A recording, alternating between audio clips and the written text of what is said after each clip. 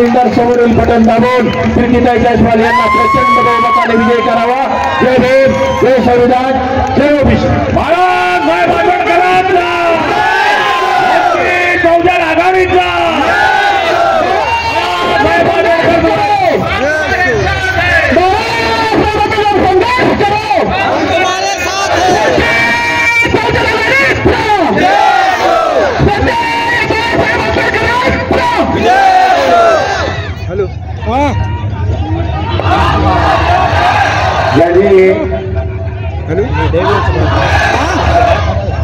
ओबीसीच्या प्रश्नावरती धुंदा उपोषण केले असे असणारे नवनाथ वाघमारे, बसमत मतदारसंघातील असणारे उमेदवार प्रीतीताई जायस्वाल, सर्वच कार्यकर्त्यांची नावं घेत नाहीत ते मला माफ करतील। उपस्थित बंधूंनो, भगिनी आणि बालमित्रांनो, मला पहिल्यांदा असलेला एक प्रश्न आहे, किती ऊसाच्या शेतकऱ्यांचे पैसे मिळालेले नाहीत। कारखान्यात ऊस गेलाय पण कारखान्याने अजून पैसे दिलेले नाहीत असे या मतदारसंघामध्ये शेतकरी किती आहेत? हात वरती करा। माझ्या माहितीप्रमाणे 7,000 कुटुंब आहेत, 7,000 कुटुंब आहेत की ज्यांचा ऊस कारखान्यात गेलाय पण त्यांना पैसे मिळालेले नाहीत ऊसाची, अशी असणारी परिस्थिती आहे। या सर्व कुटुंबांना माझं असं आव्हान आहे, तुम्हाला ऊसाचे पैसे पाहिजेत का? मग प्रीतीताई जायस्वाल यांना ज्या दिवशी निवडून देणार त्या दिवशी तुमच्या घरामध्ये चेक आल्याशिवाय राहणार नाही, हे लक्षात घ्या।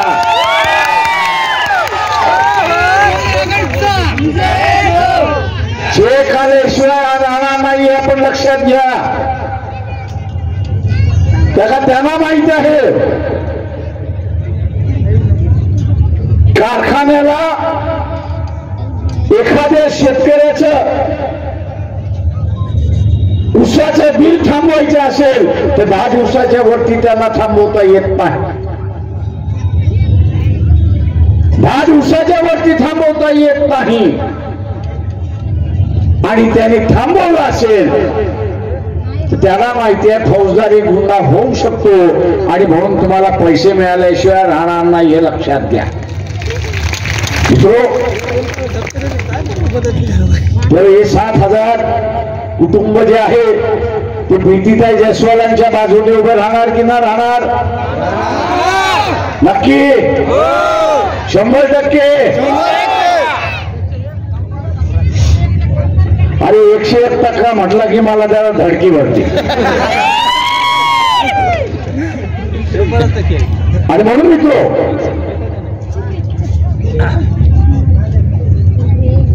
मी शेतकऱ्यांना या ठिकाणी सांगू इच्छितो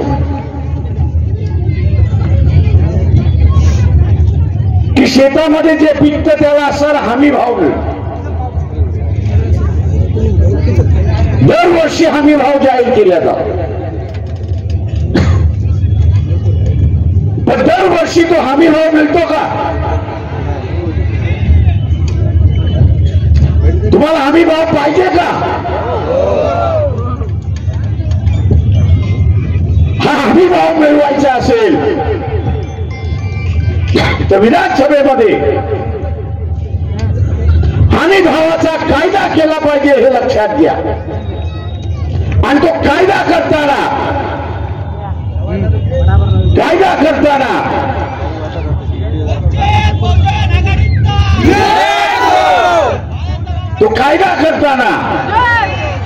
बाजार समितीमध्ये माल विकत घ्या किंवा गावात माल विकत घ्या, हमी भावापेक्षा कमी दराने जर व्यापाऱ्याने विकत घेतला तर त्याला त्या कायद्यामध्ये 4 वर्षाची सजेची तरतूद केलेली असेल, हे आपण लक्षात घ्या। बंदुका असेल तर इथला माणूस भीतो, दंडुका नसेल तर इथला माणूस भीत नाही। आणि म्हणून कायद्याचा दंडुका हा करायचा असेल तर त्या विधानसभेमध्ये आपल्याला कोण पाहिजे? कोण पाहिजे? कोण पाहिजे? आणि तरच तो कायदा होईल आपण असं लक्षात घेतला. माझं आव्हान आहे आपल्या सगळ्यांना की आपण आपला स्वार्थ बघितला पाहिजे. आणि आपला स्वार्थ काय तो शासन जे जाहीर करते त्या प्रमाणात अंमल झाला पाहिजे अशी असणारी परिस्थिती. आज इथे सांगण्यात आलं 20% कमिशन घेतलं जाते.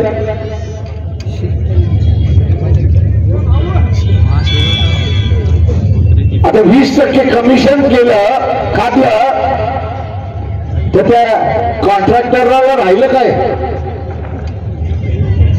मग ते निकृष्ट याचं काम होणार की नाही होणार? हे 20% खेळणारे खाणारे जे आहेत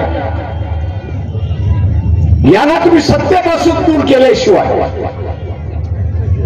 इतकी परिस्थिती बदलत नाही. साचलेलं पाणी तुम्ही पिता का कधी? का नाही पीत? का नाही पीत? त्याच्यामध्ये गांडुळे असतात, आया पडलेले असतात. आता एवढी वर्ष तुम्ही सत्यवती यांना बसवलंय, एवढी वर्ष तुम्ही सत्तेमध्ये बसवलेलं आहे, यांनी असताना सगळं पाणी गढूळ करून टाकलेलं आहे हे लक्षात घ्या. आता ते भांडं वापरायचं असेल तर काय करता?